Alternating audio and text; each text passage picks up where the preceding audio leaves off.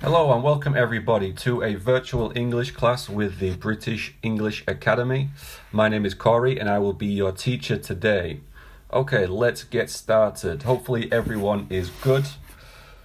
Today's lesson we are going to be doing about modal verbs. Okay, we'll be looking at modal verbs in the present and in the past. How do we speak about modal verbs in the present and how do we use them to speak about the past?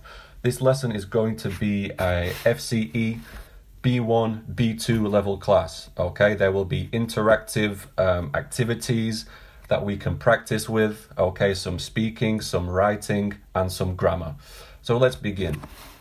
Okay, so here we have a list of modal verbs. Okay, let's have a look. Let's go through the list. So let's have a look at must. Okay, as we can see, must we use for obligation, certainty, to emphasize necessity, and to give strong recommendations. For example, if you have just seen a film, the best film you have ever seen, an incredible film, and you are giving a recommendation to your friend, instead of saying you should see this film, as we can see with the modal verb should to give advice, you could say you must see this film. You simply must see this film. We are giving a very strong recommendation. Okay, so might and may, we are talking about uncertainty, possibility. Should, as I said, we're talking advice, we're giving advice. When we are using this in the past, we are talking about regret, something you should have done or you shouldn't have done, okay? And then have to as well, it's very similar to must, but we're talking about an external obligation. So an obligation imposed to you by an external person, force, organization. Could be the law, could be your teacher, could be your parents. So this is the difference between have to and must. So with these many functions in mind, at home you could practice writing a sentence or a sentence for each of these functions. Okay, so 4 sentences for can and could, 4 sentences for must, may and might, should, and have to. During this video, it will be necessary to pause the video so you can do these exercises at home and practice at home. Okay, so pause it now if you would like to do some example sentences. If not, let's move on. Okay, to continue practicing these modal verbs in the present, have a look at this picture here. We have a family where the parents are clearly arguing.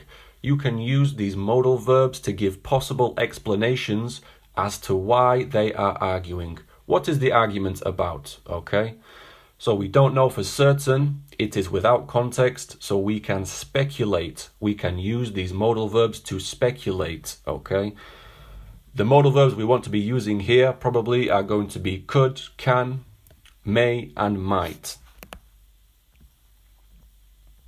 For example, they might be arguing about the housework. They might be arguing about dinner, what they are going to have for dinner. They could be arguing about many, many different things, okay? We have lots of possibilities here.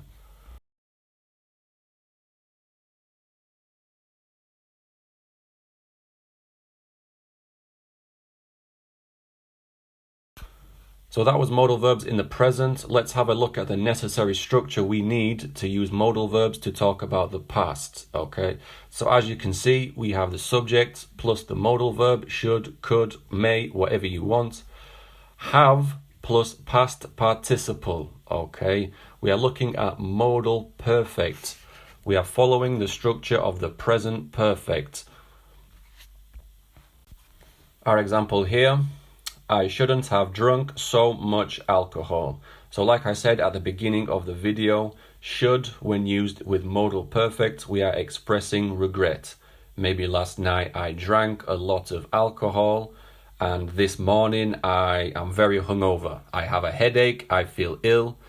I am expressing regret. Okay, so with the grammar out of the way, we can begin to put some of this into practice. Okay, so very quickly on your screens you have some sentences, okay? I would like you to choose the correct modal verb and the correct form to complete the sentences. So you have can, could, may, might, and must. So at home, write these down, copy and complete them at home in your books, on paper, whatever you want, okay? It might be useful to pause the video while you do this.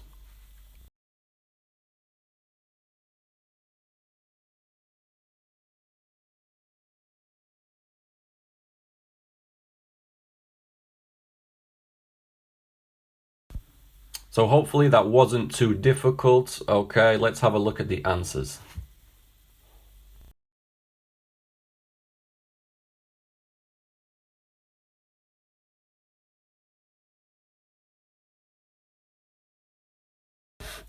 Let's keep going. On your screen you have some more activities. So the same again, copy and complete with the correct form of the modal verb.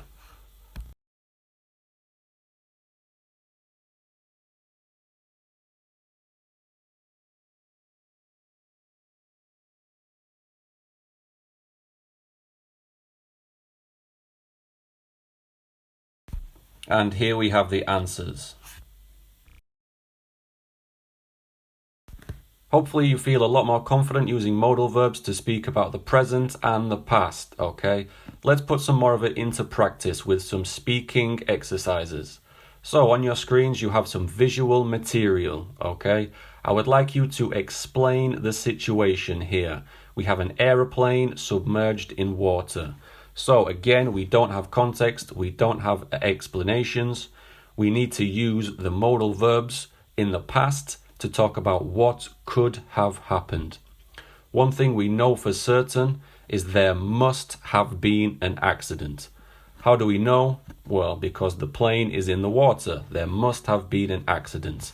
How can you give possible explanations, and how could you give advice or express the mistakes that the pilot may have made? What should he have done differently? What shouldn't he have done? So, for example, the pilot might have been drunk, okay? This is one possibility.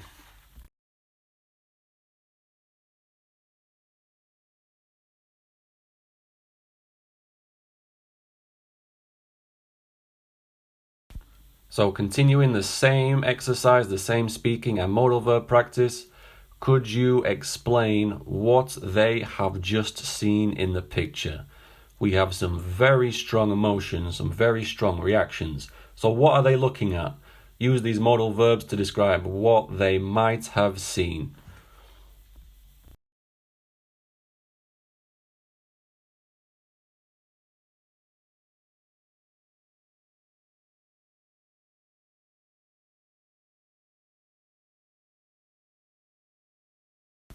Okay, so that wraps up our quick lesson today on modal verbs. Hopefully you guys have learned something, you have been able to put them into practice, and now you feel more comfortable using these modal verbs, okay? I've been Corey, this has been the British English Academy. Thank you for watching and goodbye.